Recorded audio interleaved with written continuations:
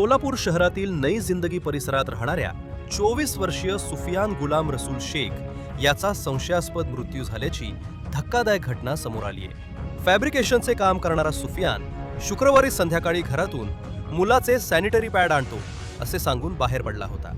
मात्र अवघ्या 15 ते 20 मिनिटातच पनाश अपार्टमेंट परिसरात त्याचा रक्तबंबाळ अवस्थेत मृतदेह आढळून आला। शुक्रवारी रात्री 8 वाजण्याच्या सुमारास परिसरातील वॉचमन फेरफटका मारत असताना त्याला सुफियान खाली पडलेल्या अवस्थेत दिसला। त्याचे हातपाय तुटलेले होते, तसेच डोक्याला गंभीर दुखापत झाल्याने मोठ्या प्रमाणात रक्तस्राव झाला होता। घटनेची माहिती मिळताच विजापूर नाका पोलिसांनी घटनास्थळी धाव घेत मृतदेह शवविच्छेदनासाठी शासकीय रुग्णालयात पाठवला।